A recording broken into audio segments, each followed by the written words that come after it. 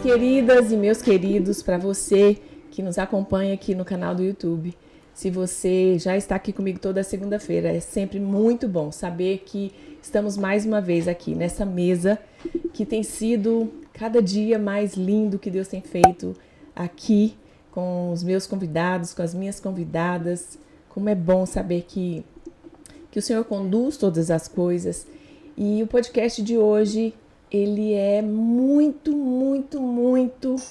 estratégico, pontual, certeiro, cheio de propósito. Eu nem sei como falar. Por quê? Dia 1º de maio, nós comemoramos e falamos sobre o Dia do Trabalho, o Dia do Trabalhador. E essa mesa, ela vai dar trabalho. Mas antes disso, eu quero te convidar para você compartilhar esse link, chamar algum amigo, alguma amiga e mostrar para ela o nosso trabalho. Todas as segundas-feiras nós estamos aqui falando, trazendo assuntos muito pertinentes à nossa atualidade, à vida prática. Então não se esqueça, eu quero te pedir para você se inscrever e compartilhar. Eu quero abrir hoje com um versículo que está em Salmo 38. Versículo 8 diz assim: estou aflito e muito quebrantado, dou gemidos por efeito do desassossego do meu coração. Na tua presença, Senhor, estão os meus desejos todos, e a minha ansiedade não te é oculta. Bate-me excitado o coração, faltam-me forças, e a luz dos meus olhos, essa mesma, já não está comigo. Talvez você chegou aí, está me ouvindo pela primeira vez e está com seu coração acelerado, angustiado, cheio de ansiedade. Eu quero te convidar para você se assossegar, aquietar e saber que o Senhor é Deus. Ele conhece tudo que está no nosso coração, Ele perscruta de uma forma muito íntima, porque foi Ele quem nos fez. E Ele conhece todos os nossos anseios. É isso que o salmista diz aqui, ó. Na tua presença, Senhor, estão todos os meus desejos. Nada do que passa no nosso coração é escondido do Senhor, porque Ele é soberano. E Ele continua, e a minha ansiedade não te é oculta. Não tem problema, não tenha medo de expor o seu coração ao Senhor. E essa mesa hoje, ela vai falar muito disso. Eu tenho aqui um convidado que é um amigo, que é um irmão. Conhecemos ele há muitos anos, amigo da nossa família. Hoje eu tenho a honra de ter aqui comigo meu esposo, porque... De novo, né? De novo, né? Precisa voltar mais. Essa mesa talvez tenha um pouco a ver também com o que nós não chegamos a vivenciar, o burnout ministerial, eu acho. Mas passamos perto, né? E a gente também quer falar um pouco sobre isso.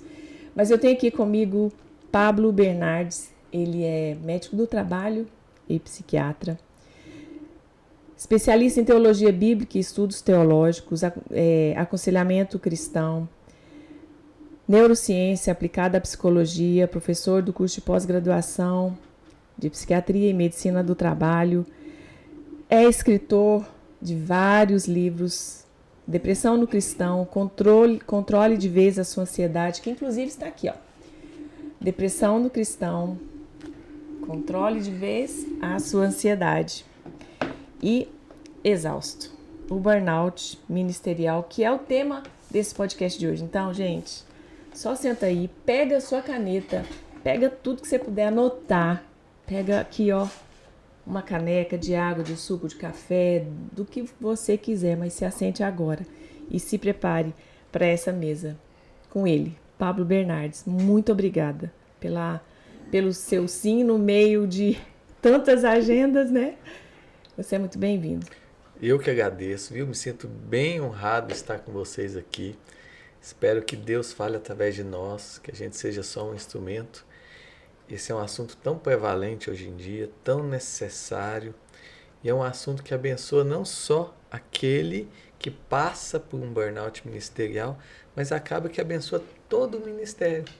Então, quando um pastor, quando um missionário, um líder ministerial, ele encontra as ferramentas certas, especialmente bíblicas, mas também médicas, para cuidar dessa parte que envolve a saúde mental, emocional, física, inclusive também, e espiritual.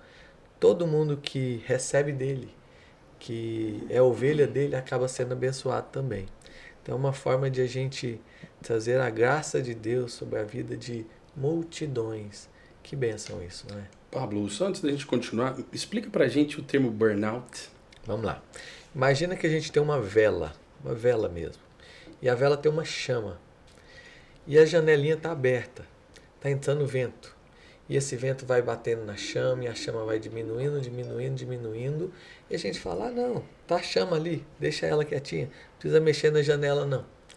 Mas aí o vento vai aumentando, aumentando até o ponto de a chama se esgotar, se queimar por completo. Aí o termo burnout. Queima por completo, exaustão total da chama. Quando a gente transporta isso para nós, para a nossa vida, é exatamente isso. Todos nós temos um vigor físico, emocional, mental. Muitas vezes as demandas da vida, as pressões da vida, os problemas, os estresses, como se fosse um vento, vem diminuindo essa chama ao longo do tempo. E a gente fala, não, tá tudo bem, eu sou forte. Eu dou conta, eu já passei por isso tantas vezes. E a gente vai deixando até o ponto de essa chama se esgotar. É quando a gente chega no burnout. Exaustão total. É a síndrome da exaustão. É a síndrome do esgotamento. Principalmente emocional. Mas quando tem a ver com o ministério também acaba afetando as outras áreas, inclusive espiritual. Deixa eu engatilhar uma segunda pergunta para você. Então, como que a gente não confunde o cansaço extremo do ativismo, principalmente dos pastores, líderes de louvor, quem trabalha no teatro, na igreja? Como é que a gente não confunde esse cansaço com o burnout propriamente dito? O cansaço é o começo, né? Geralmente a gente resolve o cansaço descansando. Então uma boa viagem, uma boa noite de sono, isso resolve o cansaço. Não é assim com o burnout. O burnout ele demanda muito mais cuidados e quando chega nele mesmo, não são 2 noites de sono que vão recuperá-lo. É um tempo muito maior. O John Piper, por exemplo, precisou ficar afastado 1 ano das atividades dele para poder se recuperar do burnout. Mas geralmente no ministério, Pablo, a gente tem aquela coisa de que o pastor, o líder de louvor, quem está envolvido na obra, não pode cansar. A gente não tem esse direito, né? E quando a gente vê, a gente já está tão no limite que a gente já está ferindo quem está mais próximo da gente, a esposa, os filhos, né? E como que a gente consegue fazer isso? Como é que a esposa, por exemplo, pode, tendo identificado no esposo que é ministro, que é pastor, que trabalha ali na igreja, como é que ela, identificando isso no marido, como é que ela pode abordá-lo sem fazer o problema ficar ainda maior, né? Sem cutucar a onça com a vara curta? Você dá alguma dica? Então, a ideia do burnout não é a gente pensar em sair das coisas que faz, às vezes nem diminuir ministério, não é essa. A ideia é a gente prevenir usando certas ferramentas para que inclusive o ministério seja mais frutífero e longevo. Então a gente vê muitos missionários, por exemplo, com todo o pique indo para o campo, aí lá eles não são bem assistidos, eles não cuidam de certas áreas, a gente vai falar disso. Aí 2 anos depois eles estão voltando eles esgotados e exauridos, quando poderiam aplicar algumas coisas e ficar ali anos e anos e anos com o ministério frutífero. Por exemplo, nessa questão da esposa e do marido, quando se começa a perceber que mesmo que você está trabalhando na obra e está animado com ela e tem brilho nos olhos por ela, afinal a seara é linda, né? Mas também, por outro lado, é desgastante. Quando começa a se perceber que isso está gerando sintomas e sinais, que está gerando sofrimento maior, e que isso está gerando até um pouco de indiferença, tipo, não sei se eu quero continuar mais com isso, eu sinto que o brilho nos olhos está se perdendo, já é um caminho para o burnout. É como se fosse um vulcão, as lavas estão aumentando, crescendo nele, a gente precisa parar ali as lavas. Usando ferramentas certas, para que ele não chegue num colapso. Aqui a gente chega num outro ponto, Pablo. À medida que você vai falando, vão surgindo perguntas aqui. Sim. E eu vou avançando o caminho dela. Me cutuca por baixo da mesa quando precisar, né? Pablo, aqui a gente tem aquele problema dos líderes, né? Que também tem líderes acima deles, que são cobrados, que existem estratégias ministeriais para crescimento da igreja, mas a gente bate naquele problema do líder sobre o líder não conseguir entender esse tempo e fazer com que aquele camarada que chegou nesse limite do cansaço para o burnout e de repente ele ser eliminado daquilo que ele estava fazendo por as pessoas acharem, o líder achar que ele não está querendo mais fazer. E aí ele na verdade está precisando de um ano sabático, né? Esse é outro problema que a gente tem que, de alguma forma, achar um remédio para isso, né? Para esses líderes. Então, essa conscientização é importante em todo mundo que é líder. Os que estão mais acima, os que estão numa posição abaixo. Olha só, eu falei da chama. O problema não é o vento, o problema é a janela aberta. Olha aí. Se a gente sabe fechar a janela, se a gente sabe delegar mais, é um dos pontos que eu coloco aí. Se a gente sabe impor limites, se a gente sabe falar não, agora não. Se a gente sabe estabelecer prioridades, porque a gente não dá conta de abraçar o mundo. Nem ministério todo, nem fazer tudo. Na igreja tem aquela ideia de pau para toda obra, que a gente cresce ouvindo falar, nossa, isso é maravilhoso, eu sirvo nisso, eu sirvo naquilo, eu sirvo... Tá bom, pode funcionar por um tempo. Mas se existe alguma coisa crescendo, outras coisas têm que ser diminuídas, porque nós não somos máquinas. Já dizia Charlie Chaplin, nós não somos máquinas, nós somos humanos. Então a gente tem limites. Jesus mostrou ao longo do ministério dele os limites físicos dele como ser humano também. E a gente respeitar isso é bem importante para que a gente tenha um ministério mais longo aí. Passa pelo descanso também. No livro a gente fala, posso entrar nisso já?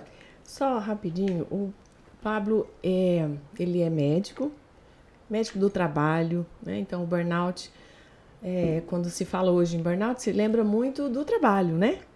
A gente às vezes esquece que o ministério é um trabalho, então às vezes, né?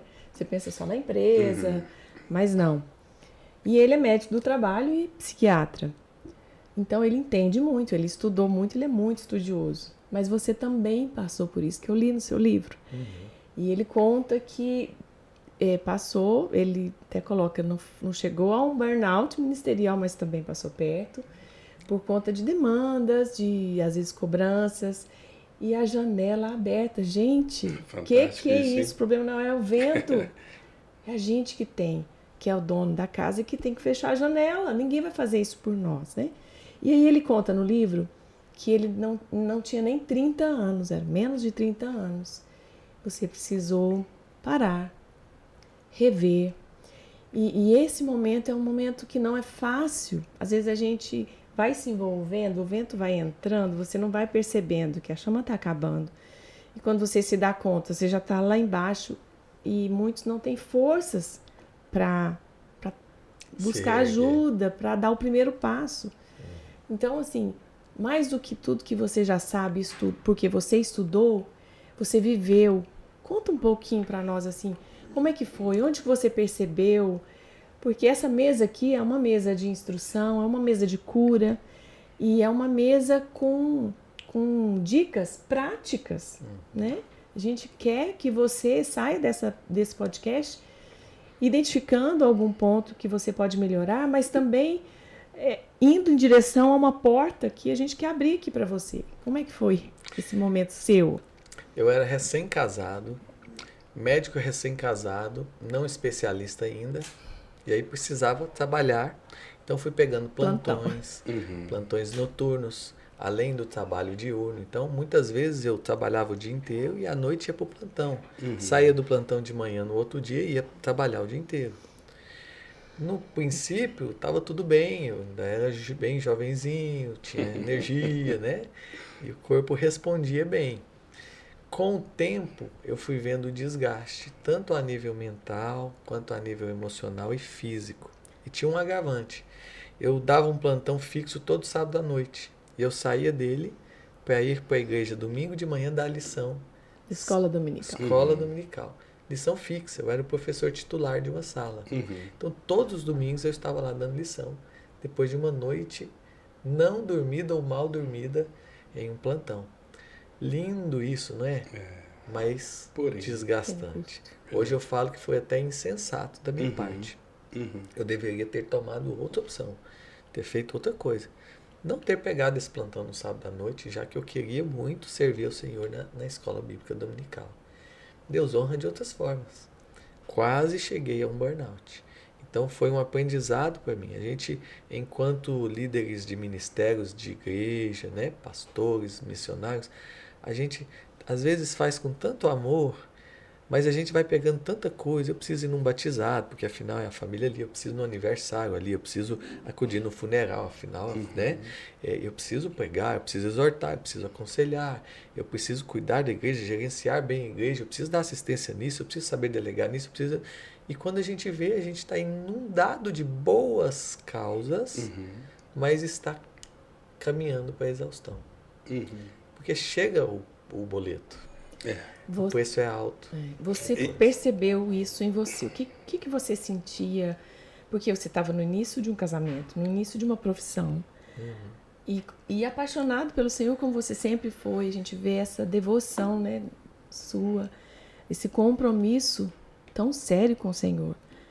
Como é que você percebeu assim, opa? Então, eu me vi, entre aspas, numa crise ministerial. Mas, Senhor, eu estou servindo o Senhor, por que eu estou perdendo o vigor? Por que eu estou perdendo o brilho nos olhos? Se é a coisa que eu mais gosto de fazer. Mas o problema não era isso, o problema era eu. Eu deixar entrar todos os ventos, não fechar as janelas certas, porque, entre aspas, eu achava que precisava. Quando, na verdade, é o Senhor que é o nosso provedor. Jeová Jireh, Ele nos provê. Então, eu deveria ali ter sido mais firme em atentar a quais demandas eu realmente deveria ter na minha vida e outras eu dizer, não, isso aqui vai atrapalhar uma outra coisa, ou isso aqui vai me pesar assim, ou isso aqui vai de alguma forma repercutir na minha mente e no meu corpo. Com o tempo, por exemplo, eu fui tendo insônia, eu fui tendo problema de apetite, eu fui ficando extremamente cansado para tarefas pequenas, irritado, às vezes explosivo. Eu fui ficando sem vigor para atividades domésticas, prejudicou até o meu casamento um pouco. E outros sintomas e sinais. Concentração, memória foram caindo. Então eu percebi que ali eu precisava tomar uma atitude. Como eu sou médico e estudo essa área, então eu consegui eu mesmo resolver isso. Graças a Deus. Sabedoria de Deus de algum momento nos alcançando, né? E por isso a gente leva isso para as outras pessoas para ajudá-las também. Mas se eu não tivesse feito ali um restart, uma pausa para revigoramento mesmo, uma mudança por completa das minhas demandas, dos meus propósitos, das minhas prioridades, eu teria sucumbido ao burnout. Paulo, é interessante, né? Enquanto você fala, eu me lembro do que Jesus disse, né? Vinde a mim, todos que estáis cansados e oprimidos, e eu vos aliviarei. A gente pode pensar que isso é só para ímpio, né? E na verdade não. Às vezes a gente está dentro da igreja e já não estamos mais com os olhos voltados para Jesus, estamos voltados com os olhos para o ativismo, para o então ministério, as atividades ministeriais, para aquilo que o nosso líder está pensando da gente, e Jesus está dizendo, né? Vinde a mim, oprimido. Para você também, né? Dentro da igreja, não é isso? Claro. Muitas vezes a gente está ali servindo, acha que a gente está imune a isso, porque a gente está servindo. Isso. Na verdade, nunca foi assim. Nós somos corpo também. Deus não nos criou só espírito, como os anjos foram criados. Deus nos deu um corpo com limites, uma mente com limites, emoções com limites. A gente precisa respeitar isso. Ô Pablo, não sei se você já chegou nos 50, não, você tem cara de muito mais novo, mas Tem depois dos 50 o corpo reclama mais, viu? Quando você chegar lá você vai perceber. Claro, eu tenho 43. Eu não consigo, por exemplo, se eu ficar uma noite sem dormir, eu levo uma semana para me recuperar. Não é? Aos 18 anos não era assim. Né? Então a gente vai envelhecendo também, tem que entender que o carro precisa desacelerar. Tem um provérbio em inglês que traduzido ele diz assim: quanto mais velho eu fico, mais rápido eu era. Literalmente isso, não tem como. Eu quero jogar uma pimenta aqui na mesa. Vamos lá. Você falou assim agora há pouco. Quem diz que a gente tem que fazer tudo? Quem diz que a gente é obrigado a fazer tudo? Quem diz que a gente tem que abraçar tudo? Quem disse isso, Pablo?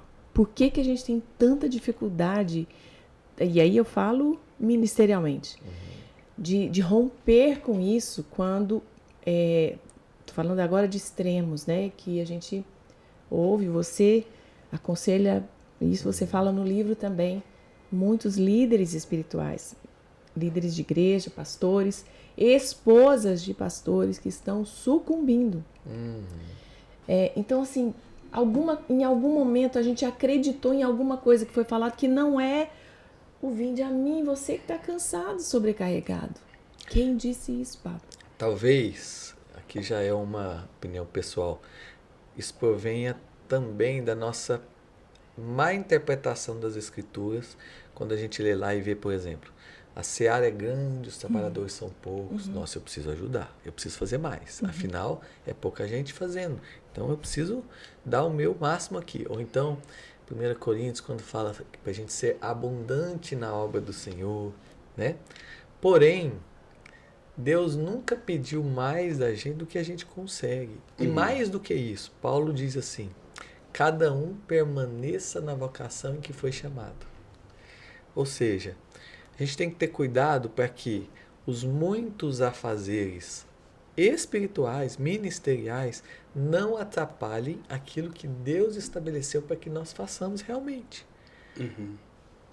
Nós temos um foco, cada um tem um ministério, cada um tem uma visão, cada um tem um propósito. O corpo é assim, não é?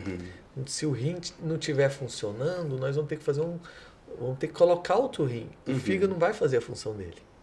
Então a gente tem que ter esse cuidado, sabe? Por exemplo, um dos princípios que eu trabalho aí é o delegue mais. Peraí, só um pouco, eu preciso interromper. Por quê? Por quê? Antes de entrar nesse delegue mais, tá? Segura aí. Você abriu falando assim, a gente às vezes tem uma interpretação equivocada da palavra de Deus. Quando alguém diz que a seara é grande, poucos são os trabalhadores. E eu quase te interrompi aquela hora, mas esperei você dar uma respirada. Eu fiz um post semana passada e a pessoa colocou exatamente esse versículo nessa perspectiva. E eu escrevi assim: você fala muito mais quando está em silêncio. Você faz muito mais quando se aquieta. Você cumpre muito mais o ID quando você fica. E aí ela entrou com isso, né? Eu estava falando do que eu sempre falo, na questão da gente não abandonar o lar, né? Para fazer qualquer outro tipo de coisa.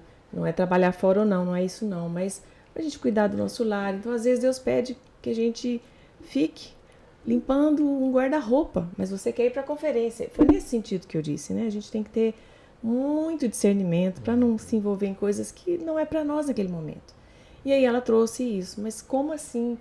A seara é muito grande, a gente tem que ir, a gente tem que pregar.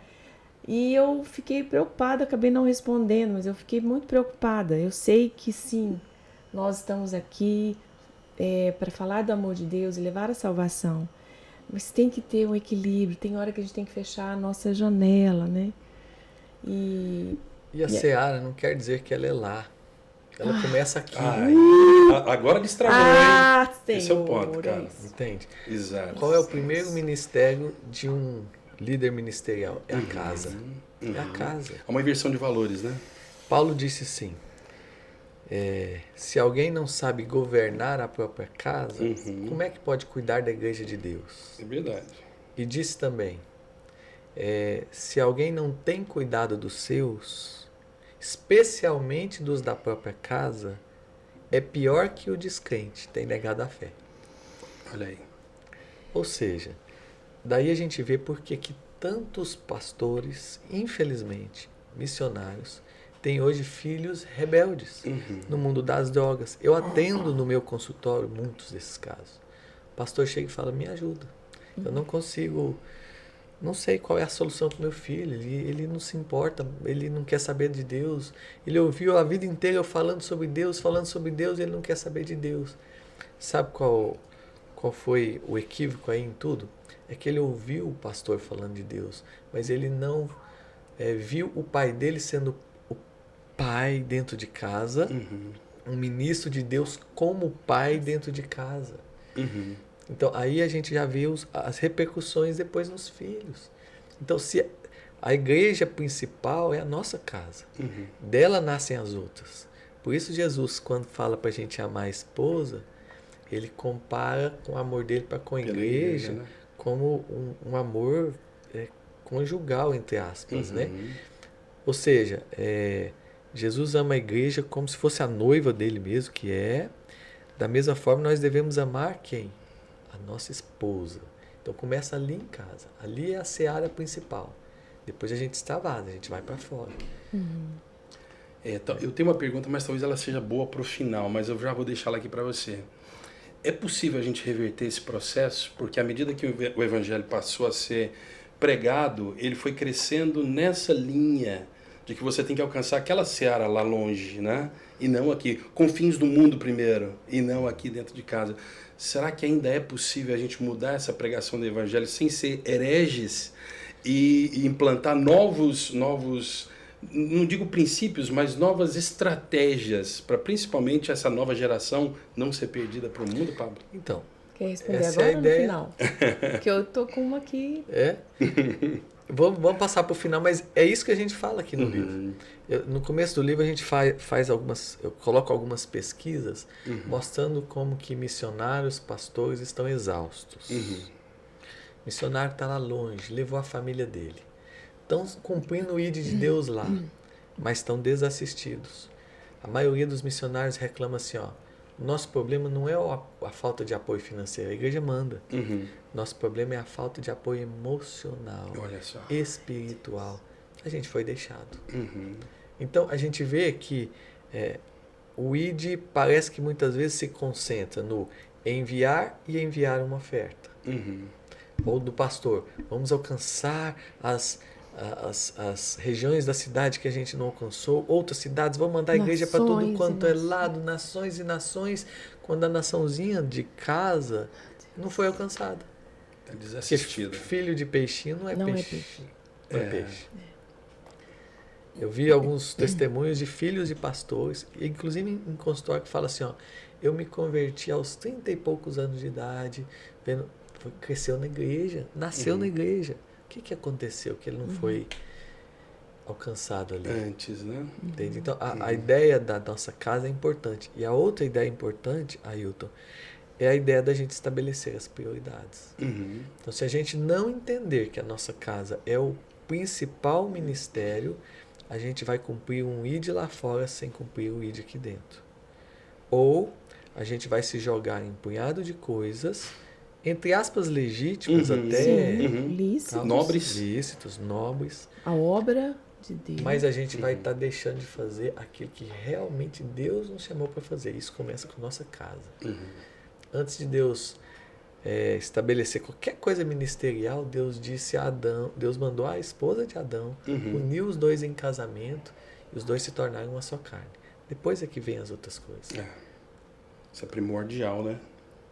A gente, agora abrindo nosso coração aqui, por cima, né? Então, a gente teve, assim, em alguns momentos da nossa vida ministerial, a gente foi observado, talvez criticado, por não conseguir avançar ministerialmente, sem que a gente tivesse a convicção de que em casa estava tudo bem, no sentido de estamos dando a atenção devida, estamos pagando as contas de uma educação que nos custou muito e isso exigia de nós um trabalho muito árduo e contínuo, mas mais que isso, a questão do relacionamento, nós sempre priorizamos. Às vezes nem tínhamos condições de ficar passeando muito, viajando muito, mas tentávamos fazer daquele momento de casa, da rotina, né, de um lanche, de um café, de um almoço, um momento em que a gente tivesse tempo com eles, para ouvi-los, para percebê-los. E isso exigia de nós dizer alguns nãos, fechar algumas janelas, que nós fomos incompreendidos por isso, né? Porque, enfim, era a obra de Deus, era uma conferência, era uma reunião muito importante. Mas era o aniversário do nosso filho. Mas era a formatura, talvez, né? Que a gente... Ou era uma viagem em família. Era uma viagem, Que a gente é daqueles de formatura do pré. Era um evento maravilhoso para nós. A gente vivia isso, a gente fazia festa, a gente... eles percebiam que a gente se importava com eles. Isso era uma coisa muito genuína. Até hoje a gente faz isso, os nossos filhos estão adultos. E essa incompreensão, às vezes, trazia dúvida para nós. É isso. Será que em algum momento não nos levava a optar por outra coisa? A gente ficava com a nossa família. Mas em algum momento parece que bate um vento assim, nossa, será que a gente está fazendo certo? Eu acho que isso acontece muito. Como muitas pessoas falam, elas discordam nesse sentido, então a gente acaba pensando, será que o que ela está falando é o que eu deveria estar fazendo? Será que eu não estou sendo omisso quando eu digo não para alguma conferência, para alguma palestra, para algum trabalho, como se eu fosse desleixado? Mas, na verdade, se a gente olhar para Jesus, Jesus não andava com a agenda debaixo do braço. Ele não enxurrava as suas coisas Ele sabia cumprir qual era a prioridade em cada momento. Então, às vezes, Jesus deixava a multidão ali e subia para o monte para passar a noite orando. Porque muito mais importante é o relacionamento dele com o Pai. Essa é a prioridade. É com o Pai. Depois é com família. Depois vem o ministério. Depois vem o ministério.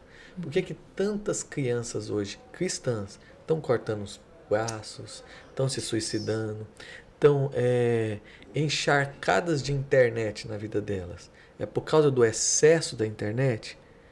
Vou dizer diferente. É por causa da falta dos pais. Se os pais estiverem presentes, não trocando a presença pelos presentes, as crianças vão ver que a internet tá bom, de vez em quando, tudo bem, eu quero ficar com meu pai e mamãe. Um dia desse eu vi um vídeo muito interessante perguntando para pais, pai e mãe, assim, casal. Se você tivesse que escolher alguém para sentar com você para jantar, quem que você escolheria? Aí um falava, eu escolheria o Jimi Hendrix, o outro eu escolheria tal, o outro tal, vários casais. Aí depois levaram a televisão para frente de cada um deles, com as crianças deles. Quem você escolheria? Perguntando para elas, papai, mamãe. Entende? Profundo, né? Parece que a rejeição, Pablo, dos pais, né, dos ministros da igreja, o medo de serem rejeitados pelos seus líderes. Então eles deixam a família em casa, deixam os filhos em casa, eles vão para as coisas da igreja, talvez com medo da rejeição, sem lembrar que os filhos estão se sentindo rejeitados por eles. Uma vez deixados em casa, eles estão sendo rejeitados. Isso essa conta chega, né? Lá na frente eles não vão querer seguir a mesma coisa que os pais seguem, porque eles dizem, isso é prejudicial, eu não vou querer que os meus filhos sintam o que eu senti. Complicado isso, né? Sério. E tá cada vez pior, né? A gente está vendo as novas gerações caminhando para um distanciamento de Deus. O que nós estamos fazendo para conquistá-los? Será que é o só levar a igreja? Claro que quando a gente fala de família aqui, a gente não está falando para deixarmos a igreja num plano, a gente não está sugerindo um desleixo com as coisas de Deus. A gente só está falando para a gente saber cumprir bem cada papel, cada vocação, cada chamado, mas dentro da prioridade certa. Por exemplo, equilíbrio, na né? medida certa, né? Uma das coisas que a gente renega demais enquanto cristãos, o descanso. Demais. Não precisa descansar. Descansar dá aquela ideia de ociosidade, inutilidade, não produtivo. não é?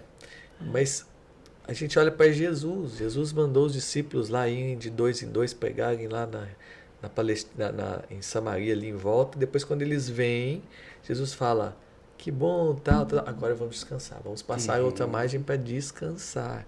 Tem que ter um limite, tem que ter. A gente não vê cristão fazendo exercício físico, quase, os líderes. Como se isso fosse um luxo, né? Né? E não é. Isso não é espiritual, né? De Está novo, muito ligado aí. Deus nos fez dispenseiros e nos deu um corpo. Então, isso demanda que nós cuidemos também do nosso corpo. Que é o templo do Espírito Santo, né? Não é cuidar com vaidade, mas também não é ser desleixado. Também demanda que a gente cuide da mente, das emoções. Por que a gente tem tanta dificuldade de abrir com alguém quando a gente está sofrendo emocionalmente? A gente tem muito mais facilidade de falar: meu dente está doendo, do que o meu coração está partido. Aí vamos deixando muitas vezes debaixo do pano as coisas. Quando vê, está explodindo. Quando vê, a família está destroçada. Quando vê, a gente já não está suportando mais. A gente deveria cuidar de cada parte do nosso organismo como um todo, para que realmente a gente não entre nesses quadros e tenha um ministério frutífero. Uma família frutífera, abençoada. Sabe o que eu faço hoje? E eu não fazia isso. Aprendi com o tempo também, às vezes com as pancadas. Primeira coisa que eu faço quando eu compro a agenda no começo do ano é abri-la e olhar lá. Aniversário da minha filha, reservado. Aniversário do meu filho, reservado. Aniversário da minha esposa, reservado. Aniversário do pai, reservado. Da mãe, reservado. Do irmão. Depois vem as questões outras. São muito importantes, mas não são mais. Eu vou pegar um gancho que lá de trás que eu interrompi, porque você falou a palavra descanso, ou descanse. Aqui no livro Exausto, o Burnout Ministerial, o Pablo coloca 9 pilares para se prevenir o burnout. O primeiro deles é descanse. Presta atenção. Descanse, estabeleça prioridades, delegue mais, imponha limites. Tudo isso aqui a gente já falou, mas eu quero reforçar que no livro dele, inclusive você precisa adquirir, tem esses 9 pilares. Imponha limites, colabore, cobre menos, aconselhe-se sabiamente, cuide da sua saúde, haja com prudência e estratégia, oriente-se pela bússola de Deus. Mas olha que interessante. Esses 9 capítulos são, cada um desses é um capítulo. E as iniciais desses capítulos, ele coloca em negrito, em acróstico. São as iniciais que dizem dedicação. Cada letra tem um tópico específico, né? Que lindo. Descanso, estratégia, estabeleça limites, enfim. É necessário a gente se esforçar para entrar no descanso do Senhor. Hebreus fala isso. Então, se exige de nós um esforço, automaticamente a gente precisa se dedicar a isso. Senão, passa. Dedicação não é só a gente ser proativo em inundando-nos com muitas atividades. O descanso faz parte de ser dedicado. Deus não teria nos colocado 8 horas para dormir se não fosse interesse dele nisso. Ele nos criaria para descansar 20 minutos como as girafas. Mas não, o nosso corpo, nossa mente precisa ali de 6, 7, 8, 9 horas para descanso. Quando eu falo de descanso no livro, aí eu assinalo 4 tipos de descanso. Primeiro, o descanso pausa. Então a gente não deve abrir mão das férias. Nem pastor, nem missionário. Férias, é descanso necessário. Pequenas pausas no dia a dia para tomar um cafezinho, para ouvir uma música, para conversar com o Senhor a sós. Pausas à noite para desligar o celular, ficar com a família, descansar realmente, desligar. Mas tem um segundo descanso, descanso desaceleração. Pode ser uma Ferrari. Se ela ficar hiperacelerada por muitas horas, ela vai quebrar.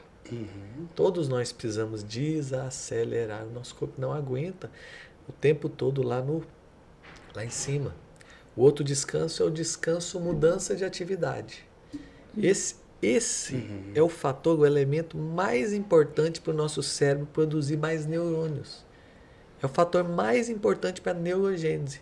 Como é que eu faço para meu cérebro produzir mais neurônios?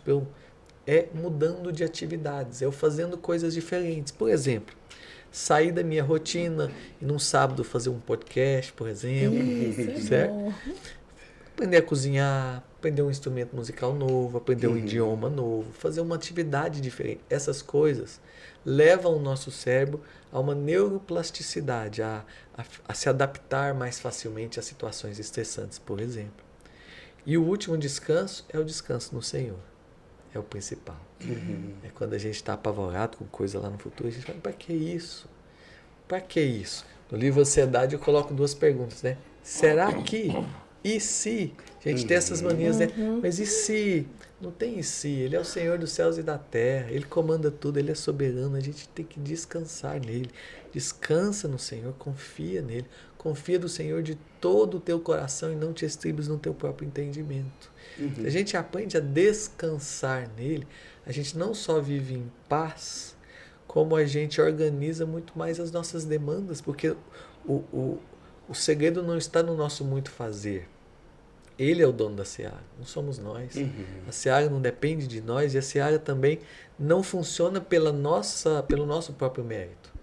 Não é a gente que vai fazer a obra de Deus dar certo, é o Senhor que vai fazer através de nós. Então a gente precisa mais descansar do que propriamente se inundar de tanta coisa para poder depois ficar com burnout. Você acha que existe um mito, Pablo, por parte principalmente dos homens que têm mais dificuldade de se abrir, de expor essa fraqueza de dizer, olha, nesse momento eu não preciso do meu pastor. Nesse momento eu não preciso me abrir com o meu pastor, nesse momento eu preciso de um médico, eu preciso de um psiquiatra. E quando fala de psiquiatra, eu tive esse problema quando eu precisei ao psiquiatra a primeira vez. A primeira coisa que eu pensei falei, vocês estão achando que eu estou doido? Né? E foi uma experiência interessante, né? Um remedinho que ele me receitou, resolveu aquele problema que eu estava vivendo momentaneamente. Né? Mas que dentro de mim, eu tinha as minhas questões, eu pensava, será? Será, né? O que a pergunta que você fez, será que eu estou ficando doido? Não, era um momento que foi remediado e não teve problema. Então, você acha que ainda existe esse medo por parte, principalmente dos homens, né, dos pastores, de se exporem ao psiquiatra e com isso eles mostrarem fraqueza? E outra, você acha também que é o medo deles ficarem viciados naquilo que naquele remédio que o psiquiatra vai receitar? Tem esses tabus ainda de forma bem prevalente, mas isso tem sido cada vez mais combatido e diminuído, sabe? Mas volta e meia eu escuto no consultório, doutor, eu vim, mas não consegui trazer meu marido. Ele não quer de jeito nenhum, sabe? Relutante. O que a gente tem que entender é que a gente, de novo, a gente não é só espírito. Então a gente tem um corpo, tem uma mente. A nossa mente, para funcionar, ela funciona através de um substrato orgânico, palpável, o nosso cérebro. Pesa ali, 3,5 kg. Se a gente usa uma medicação para tratar o nosso pulmão, que é orgânico, se a gente usa uma medicação, às vezes, para tratar o nosso coração, que é orgânico, os nossos músculos, por que não alguma coisa do nosso cérebro quando necessário for? Agora, a gente tem que lembrar que a medicação ela não cura feridas emocionais. Ela não trata questões que têm a ver com o passado, que têm a ver com pecados. Então, a medicação tem o seu papel, é importante, mas durante o tempo certo, na dose certa, a maioria dos remédios não gera dependência. Essas que se usa para burnout não gera dependência. E até quando necessário for. Mas mais importante do que a medicação é o restante.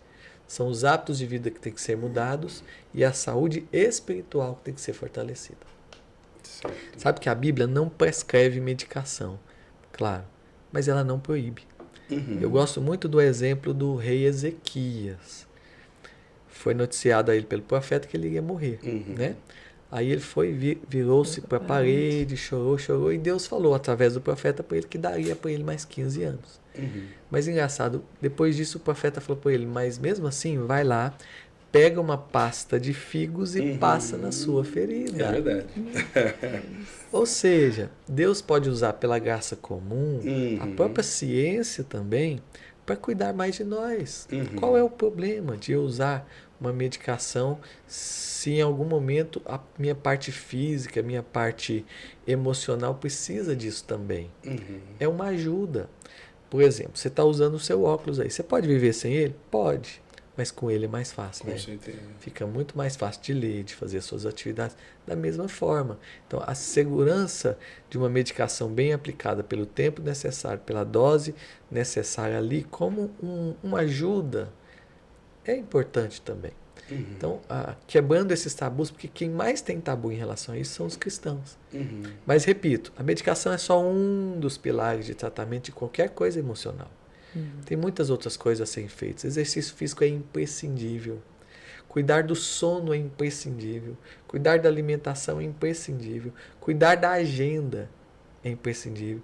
Mudar, minimizar gatilhos e causas que geram ansiedade, depressão, burnout, tem que ser feito. No burnout mesmo, se não for nas causas do problema, organizando tudo não resolve. Doutor, passa um remédio, porque aí eu fico curado do burnout, mas eu quero continuar no mesmo jeito. Da mesma forma que eu estou agindo. Não resolve. Não dá certo. Precisa uma mudança. Um dos pontos aí que eu trabalho no livro é o delegue mais. Jesus era mestre nisso também. Delegar mais. Jesus não fazia tudo. Não foi ele que foi lá e pescou os peixes e falou, aqui ó, tá vendo? Tô mostrando para você que tinha peixe ali. Que era só você acreditar na minha palavra. Não, ele falou, jogue você as redes. Ele falou, encha as vasilhas. E aí ele multiplicou, ele transformou a água em vinho. Ele fez o que ninguém conseguia fazer. Mas o resto ele deixou para os outros, os serventes fizeram. Não foi Jesus quem serviu os pães e peixes. Ele apenas os multiplicou. Não foi Jesus quem preparou a sala da ceia. Foram os discípulos. Ele apenas ministrou a ceia. Ou seja, até fala no livro aí, cerca de 85% do trabalho que a gente faz no dia a dia, outra pessoa poderia fazer. Estou falando até para pastores mesmo. 85% mais ou menos do que você faz no dia a dia, outra pessoa poderia fazer. Anotar e-mails, fazer correspondências, marcar reunião ali, tal. Agora, existe ali uns 15% que aí é só do pastor, é só do missionário. Então, é nesses que a gente precisa concentrar-se mais. Os outros, se a gente puder, e isso é o melhor, a gente aprender a delegar, porque isso tira de nós esse cansaço, essa exaustão e nos revitaliza para fazer a nossa obra mais frutífera. Pablo, sobre o descanso e o cansaço, enquanto você falou, me lembrei de uma propaganda há muito tempo que a pessoa acordava cansada e chegava alguém e dizia para ela assim, você não dormiu com o tipo certo. E aí fica uma dica para as esposas observarem a sua casa, né? A minha casa, ela é assim, se a minha esposa, se alguém não vai nos ajudar durante uma semana, minha esposa fica atônita. Eu digo para ela, fica tranquila, vamos limpar a poeira, tá de boa, tá tranquilo. Mas no mais, ela é cuidadosa, com toalhas limpas, roupa de cama, travesseiro, tudo muito bonito. Aí eu fico pensando, Pablo, o que adianta um remédio, tá, psiquiátrico, se o travesseiro não tá bom, se o travesseiro tá muito alto? Ou se, sei lá, se o colchão está antigo demais e precisa ser trocado. São pequenas observações que tanto a esposa quanto o esposo podem trazer isso para a vida prática, né? Nem tudo é espiritual. Muito disso é prático, é do dia a dia e a gente consegue equilibrar as coisas, né? Entre o cansaço e o descanso. Mudar hábitos, né? Mudar hábitos.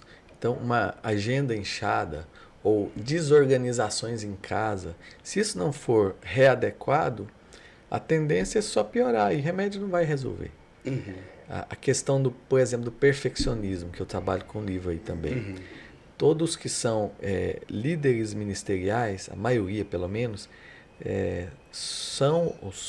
tendemos a ter personalidades mais para o lado do perfeccionismo. Isso é bom por um lado. Sou diligente, cuidadoso, criterioso, mas tem o outro lado do perfeccionismo que não é. Cobro demais de mim mesmo, cobro demais dos outros. Cobrando demais de mim mesmo, eu vou me desgastar. Meu corpo vai ter problemas. Daqui a pouco o cabelo está caindo, daqui a pouco eu estou tendo alergias, daqui a pouco a psoríase está aparecendo, daqui a pouco o vitiligo está voltando, Daqui a pouco eu estou mais nervoso, estou mais ansioso e tal. Cobrando demais dos outros, eu vou ter problema de relacionamento maior do que precisava. Nem precisava, né? Na verdade. Então, a ideia da gente saber fazer cada coisa no seu devido lugar, segundo a orientação de Deus. Por isso, o último aspecto que a gente trabalha aí é oriente-se pela bússola de Deus. Em vez de a gente levantar de manhã e dizer, Senhor, eu tenho uma pauta assim, assim, assim, assim, Senhor, me ajuda, hein? Senhor, me dá força, porque hoje vai ser um rush. A gente fazer o contrário. Senhor, eu tenho uma pauta aqui, tenho alguns desejos, mas eu me coloco e coloco isso aqui diante do teu altar. Faz o que for necessário, o que o Senhor quiser. Me leva pelo caminho que o Senhor quiser. Aquilo que não for para eu cumprir hoje, tudo bem. Amanhã eu faço. Isso não é procrastinação, isso é sabedoria. Aquilo que for para eu cumprir que não está aqui, por favor, inclua na minha pauta. Aquilo que não for para eu fazer, que está aqui, não deixe que eu faça. Eu quero andar segundo a bússola do Senhor. Olha que paz isso. É verdade. Olha que paz. Pablo, essa mesa não é uma mesa perfeita, longe de ser perfeita. E a gente está falando aqui de expor fraquezas, dificuldades de líderes exporem suas fraquezas, né? Eu quero expor uma minha aqui agora, de público. Vocês podem ver a minha mão. A minha mão tem uma lesão. Isso aqui chama-se uma das doenças que o Pablo acabou de falar. Isso aqui é psoríase. E a psoríase vem de ansiedade, né? Então, se tem uma coisa que eu lido muito com ela, contra a ansiedade. O tempo inteiro eu estou dizendo, vai dar certo, mas será que vai dar mesmo? Né? Senhor, E se? E se, né? E se não der, como é que vai fazer? E eu lido com isso o tempo inteiro, o dia todo, todos os dias. E Deus tem me ajudado nisso. Mas está aqui, tá? As marcas para eu me lembrar que eu não posso ser ansioso. Se Deus cuida dos lírios do campo, né? Quem dirá de mim, homem de pequena fé? É o que a Bíblia diz. Então, tá aqui uma fraqueza, viu, pessoal? A ansiedade, ela é interessante. Todos nós precisamos de um pouquinho dela. Isso não é pecado nem doença.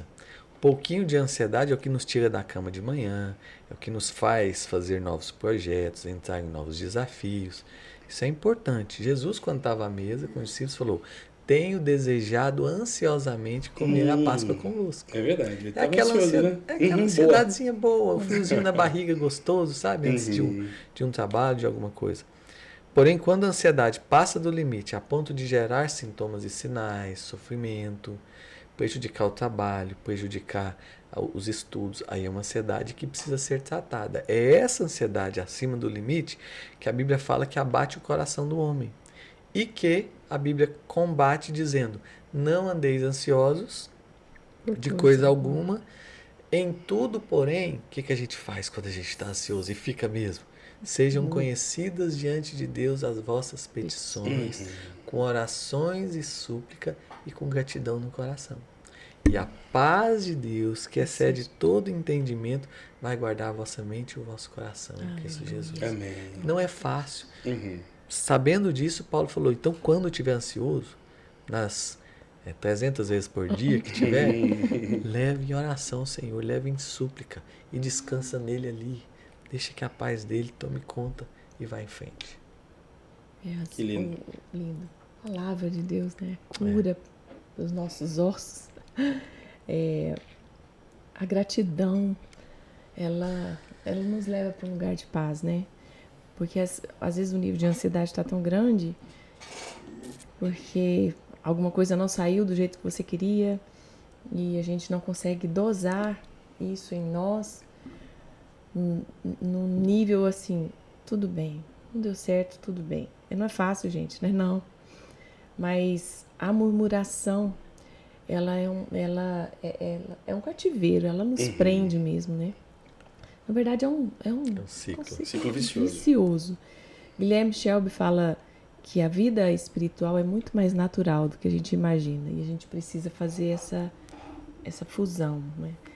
Não existe vida secular, gente. Para nós que somos cristãos, que temos o Senhor Jesus como nosso Senhor Salvador, suficiente Salvador. Não existe isso. A gente precisa entender que muitas coisas que nós sentimos no nosso corpo é espiritual, é natural, mas o Senhor está querendo lhe mostrar, está querendo trazer cura. É necessário parar, é necessário cuidar, é necessário se medicar, é necessário buscar ajuda. Isso, ele faz milagres? Sim. Ele pode curar? Sim. Mas foi bem colocado aí, que você colocou sobre... Pega lá uma pasta, passa na sua ferida. Mas não é fácil. A palavra murmuração, ela vem lá do original, que dá a ideia de a onda do mar que vem, bate na pedra e volta, bate na pedra e volta, bate na pedra, sempre o mesmo movimento. Então a murmuração é aquela contínua reclamação das coisas da vida, com falta de gratidão e principalmente com idolatria no coração. Porque a gente quer que Deus cumpra e faça a coisa do jeito que a gente quer. Então a gente está se colocando acima de Deus, acima da vontade dele. Por isso que a gente murmura. O exemplo clássico é o povo de Israel saindo do Egito, né? É verdade. Saíram do Egito, Deus livrou eles da escravidão e prometeu: eu vou levar vocês para uma terra que manda leite e mel. Olha que maravilha. Era só um processo aquele deserto, era só aguentar ali as pontas um pouquinho. Aí eles começam a murmurar, murmurar, murmurar. Aí o que Deus faz? Deus faz eles andarem em círculo por mais 40 anos, para que aquela geração então ficasse no redemoinho das suas murmurações, porque afinal eles não compreenderam a graça de Deus e não tiveram a gratidão. Deus teve que levar uma outra geração. A gente combate isso com gratidão. Deus, eu sei que todas as coisas cooperam para o bem daqueles que amam a Deus e que são chamados segundo o seu propósito. Seu propósito agora em mim é um processo doído, mas o Senhor está me preparando. Um dia vai ser o cumprimento da promessa. Já estou te agradecendo. Continua, Deus. Eu queria ser vizinho dele. Vamos mudar o prédio dele? Vamos. Mudar para casa dele? Não, o prédio já tá bom, porque no elevador aí ele solta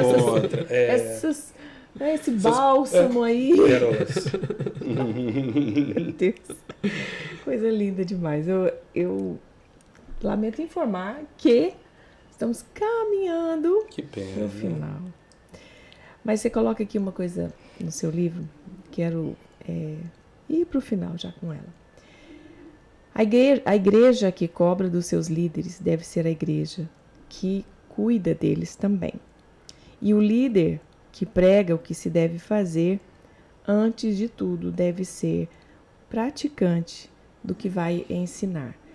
Isso é muito difícil, porque o líder ministerial, tem hora que ele é a pessoa que cobra e coloca sobre os seus liderados, às vezes sem querer, tá, gente? Assim, mas coloca alguns pesos, né?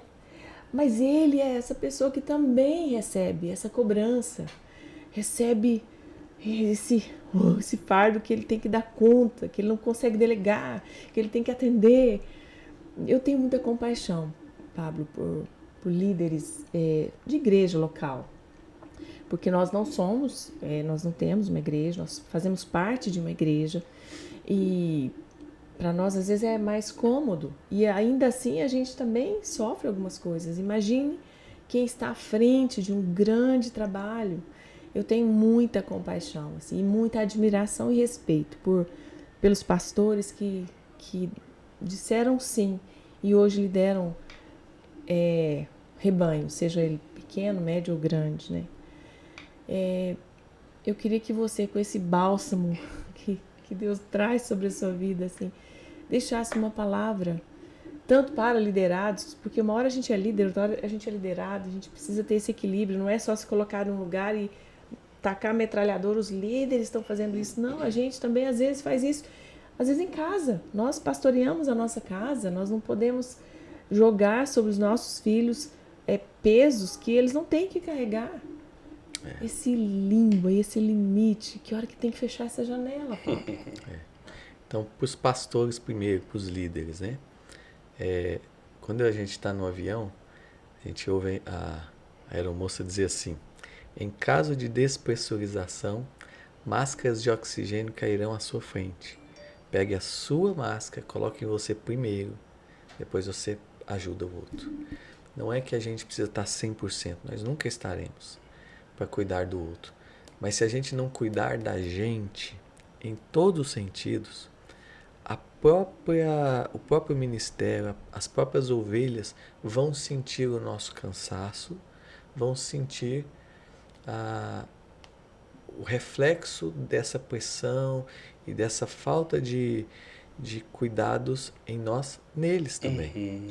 Então, para todos que são líderes, cuide de você também bem, para que você cuide melhor dos seus líderes. Se você está das suas ovelhas, se você está adoentado e a sua mãe está adoentada, fica mais difícil de cuidar dela. Se você está sadio, fica mais fácil. Então, o fato de trabalharmos cada aspecto desse, do ponto de vista físico, emocional, mental e espiritual, são fortalezas para a gente repercutir e extravasar para as nossas ovelhas. Então, cuide de você. É importante, faça exercícios físicos, faça check-up. Pastores que ficam, às vezes, 10 anos sem fazer check-up. Aí tem um infarto. Cuide da sua saúde mental e emocional. Não abra mão do seu tempo com Deus. Parece uma coisa que não acontece, mas olha, estava vendo pesquisas falando, os próprios pastores dizendo, olha, eu uso o meu tempo com Deus para preparar sermões, mas quase nunca para eu avançar na minha intimidade com Deus. Cuide disso. Para as ovelhas, tenha compaixão do seu pastor, ajude, coloque-se mais à disposição.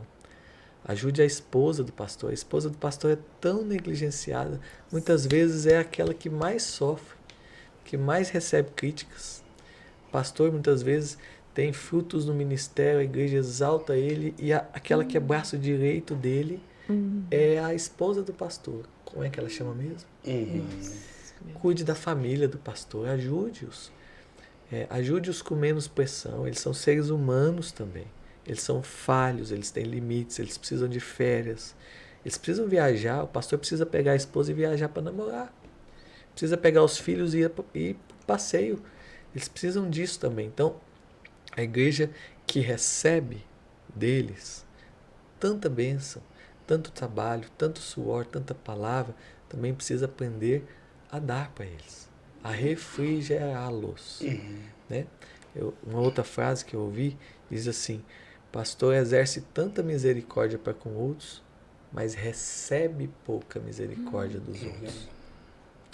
Isso é um problema. Né? Pastor não, é claro que ele tem que estar disponível, mas ele também precisa descansar. Ele também precisa ter o seu tempo, ter o tempo com a família dele. Ele também precisa do tempo dele com Deus.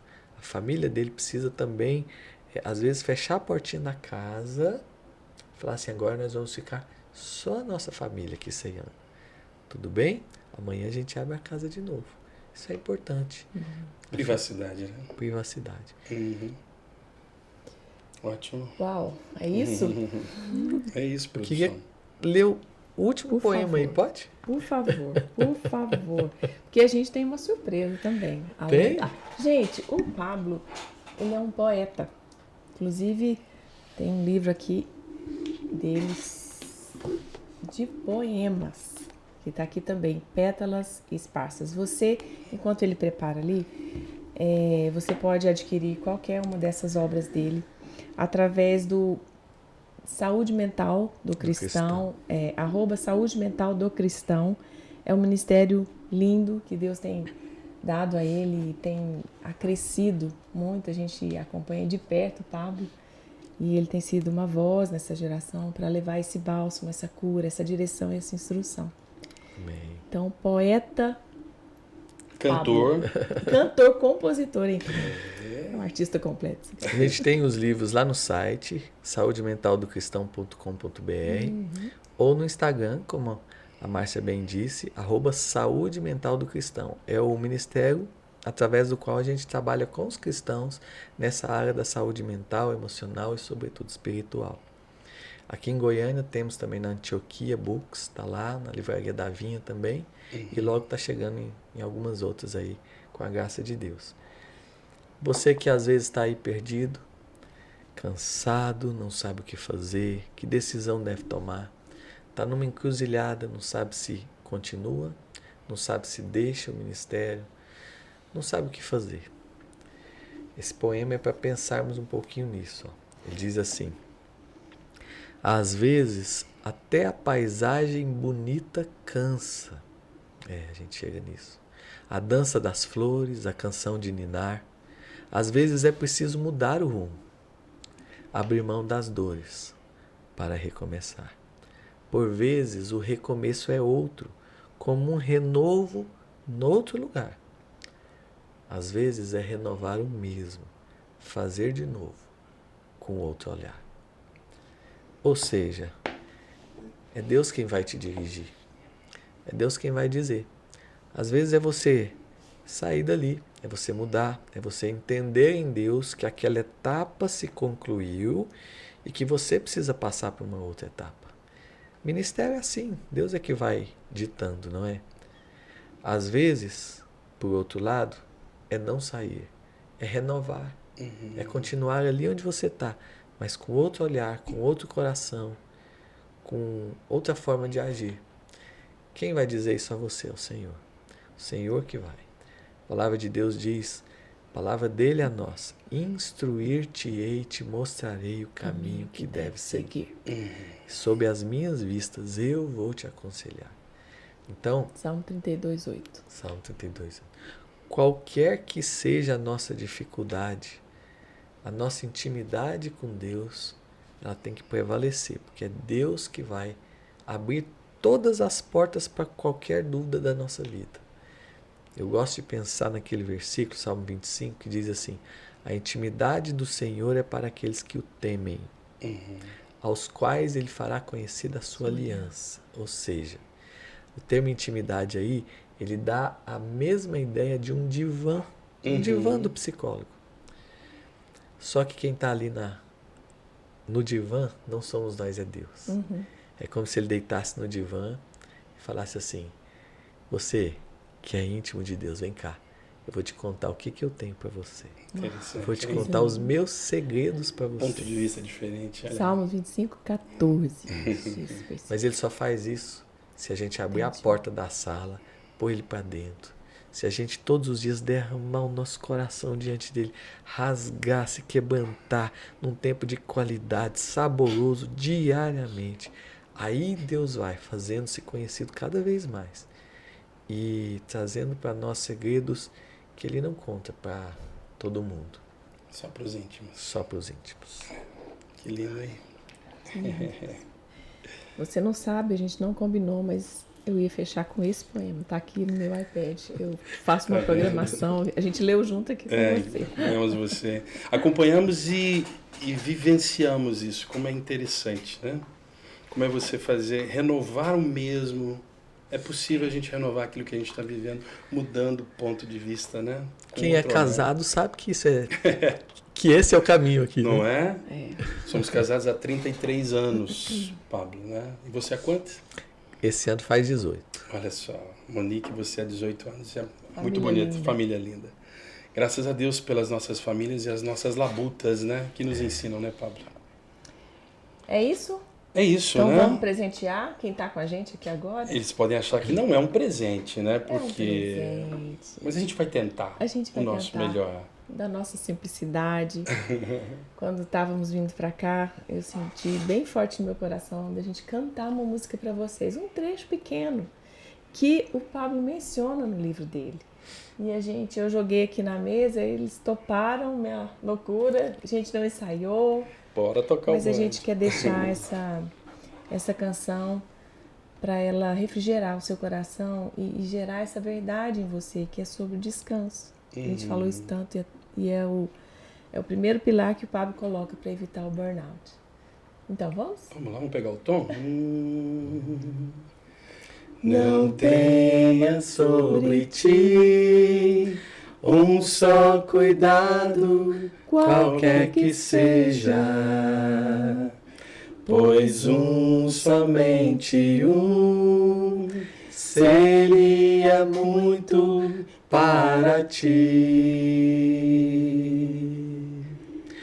É meu, somente meu, todo o trabalho.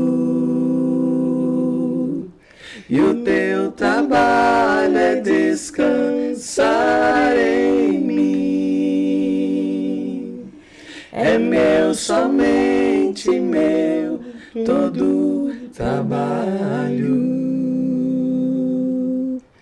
E o teu trabalho é descansar em mim. É isso. Que bom. Amém. Descanse no Senhor. Eleva os seus olhos para o monte, os montes de onde vem seu socorro. O nosso socorro vem do Senhor, que fez os céus e a terra. Estamos em ótimas mãos, estamos nas melhores mãos. Podemos descansar no colo do Pai. Deus abençoe você. Compartilhe esse podcast com alguém que está cansado, sobrecarregado. Porque tem esperança, tem descanso, tem alívio para ele. Deus abençoe e até a próxima segunda-feira.